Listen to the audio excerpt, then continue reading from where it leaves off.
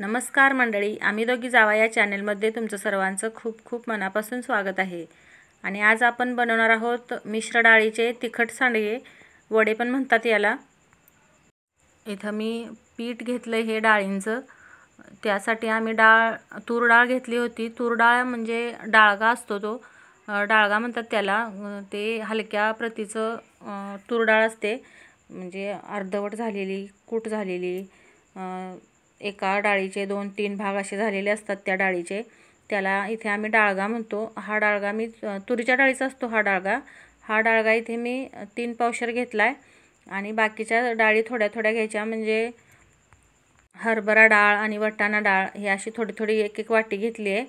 आणि एका ठिकाणी इथे मटकीच्या डाळीचं सुद्धा करतात आणि मूग डाळ हे दुसऱ्या डाळी वापरून करतात, पण आमच्याकडे याच डाळी वापरतात आणि सांडगे करतात। तर या डाळी स्वच्छ धुवून पुसून घ्यायच्या, धुवायच्या नाहीत। फक्त कापडाने, ओल्या कापडाने पुसायच्या किंवा कोरड्या कापडाने जरी पुसल्यात तरी चालतात। आणि मोठं मोठं दळून आणायचं, म्हणजे रवाळ दळायचं। बारीक रवा असतो त्याप्रमाणे रवाळ दळायचं ते। आणि त्याच्यामध्ये लाल तिखट घालायचं। इथे मी 1 किलोसाठी 1 वाटी लाल तिखट घातले आणि हळद घालायची 1 चमचाभर, मीठ घालायचं चवीनुसार। आणि डाळ दळताना याच्यामध्ये जिरं घातलं होतं, ते सुद्धा दळताना घातलं तरी चालतं आणि याच्यामध्ये घातलं तरी सुद्धा चालतं। लसूण आहे घरचा, लसूण हा कोवळा लसूण आहे, त्यामुळे मी याला जास्त पाकळ्याच्या करत बसलेली नाही, तसाच घेतलेला आहे। म्हणजे वरची साल फक्त काढली आणि तसाच लसणाचा गड्डा तसाच घेतलाय। इथे तरी मला वाटते अर्धा पावशेर असेल हा, म्हणजे 100 ते 150 ग्रॅम लसूण असेल हा मी घेतलेला। लसूण भरपूर घालायचा याच्यामध्ये, कारण आपण हे सांडगे पावसाळ्यासाठी खायला करतो आणि त्याच्यामध्ये पावसाळ्यामध्ये काय होतं, आपल्याकडे लसूण असतो नसतो किंवा काय, तर ही भाजी करताना आपण याच्यामध्ये लसूण जरी नाही वापरला तरी चालतं। आणि कोथिंबीरचं सुद्धा तसंच आहे पहा।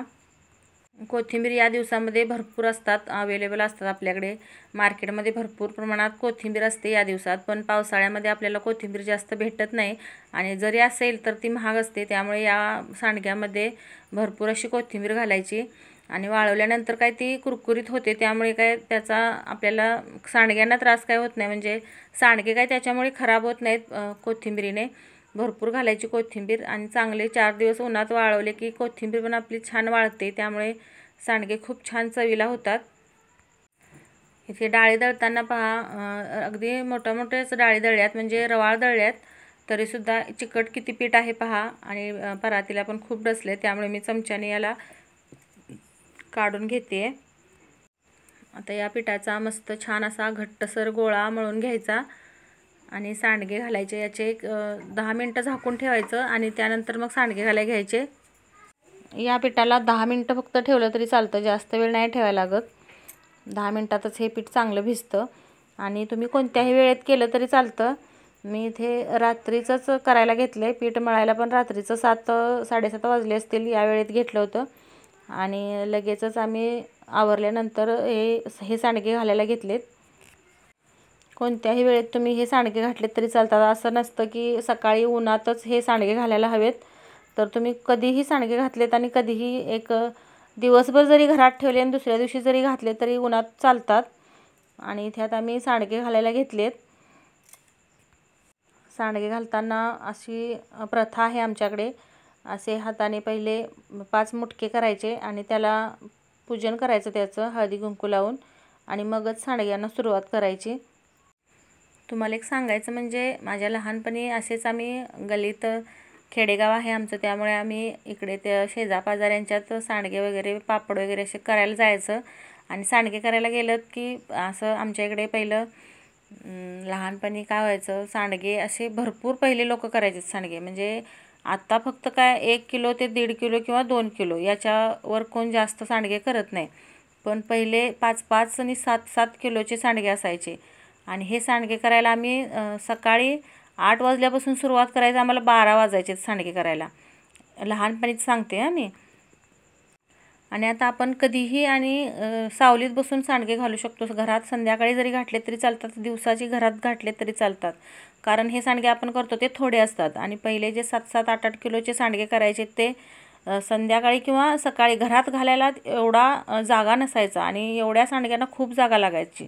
त्यामुळे हे सांडगे घालताना आम्हाला उन्हातच बसावं लागायचं आणि ज्या ठिकाणी वाळवायचं आहे त्या ठिकाणीच ते सांडगे टाकायला बसायचं आणि सांडगे त्याच ठिकाणी करायचे आहेत. आणि अशा पद्धतीने आम्हाला ते सांडगे होईपर्यंत उन्हात तळपायला लागायचं. पण आताची गोष्ट वेगळी आहे. आता जास्ती कोण करत नाहीत सोडा, पण थोडेच करतात आणि संध्याकाळी घातलेत तरी चालतात. घरात सकाळी जरी सावलीत घरात बसून घातले आणि बाहेर जरी तसे नेऊन ठेवले तरी चालतात, कारण ते थोडे असतात. पण पहिलं तसं नसायचं. पहिलं भरपूर सांडगे असायचे, त्यामुळे ते बाहेर उन्हातच बसून घालावे लागायचे. आणि आमच्या खेडेगावात पद्धतच आहे, कोणताही पदार्थ केला तरी तो सगळ्यांनी मिळूनच करायचा. पण सिटीत तसं नसतं. सिटीत कोणी कोणाच्यात जात नाही. ते केलं तर ते एकट्यानेच करावं लागतं, घरातल्याच व्यक्तीने. आमच्याकडे शेजापाजाऱ्यांच्यात सगळीच जातात, आम्हीसुद्धा जातो आणि आमच्यातसुद्धा येतात शेजारी. अशा पद्धतीने आमचे सांडगे आता घालून संपत आलेत पहा आणि थोडेसेच राहिलेत. आणि हे सांडगे करून झाल्यानंतर दुसऱ्या दिवशी मी आता संध्याकाळी करते, दुसऱ्या दिवशी सकाळी उन्हात घालणार याला आणि 4 दिवस चांगलं कडकडीत ऊन द्यायचं याला. खेडेगावातील लोक पण पहा सांडगे वाळायला जड असतात, त्यामुळे म्हणतात की जास्त वाळवायला लागतात. पण जास्त वाळवले की हे सांडगे पूर्ण पांढरे शुभ्र दिसतात, कलर याचा पूर्ण उडून जातो. त्यामुळे थोडे 4 दिवस वाळवलेत तरी भरपूर होतात. इथे आता मी हे 4 दिवस वाळवलेत पहा आणि मस्तपैकी सांडगे आमच्या आता हे तयार झालेले आहेत. या सांडग्यांची भाजी खूप छान लागते. भरपूर कांदा, जरासं खोबरं घालून केली की खूप छान भाजी होते याची. आणि याचा रस्सासुद्धा खूप छान लागतो. आणि हो, तळूनसुद्धा खातात हे सांडगे, तळल्यानंतरसुद्धा खूप छान लागतात. वाळवणाची सुरुवात करताना असं म्हणतात की अगोदर सुरुवातीला तिखट सांडगेच करावेत. का असं लोक म्हणत असतील, तर मला असं वाटते की हे सांडगे करायला सोपे असतात, त्यामुळे म्हणत असतील की अशी प्रथा असेल की हेच सांडगे आपण सुरुवातीला करावेत अशी. व्हिडिओ कसा वाटला कमेंटमध्ये सांगा आणि व्हिडिओला एक लाईक आणि चॅनलला सबस्क्राईब करायला विसरू नका. धन्यवाद.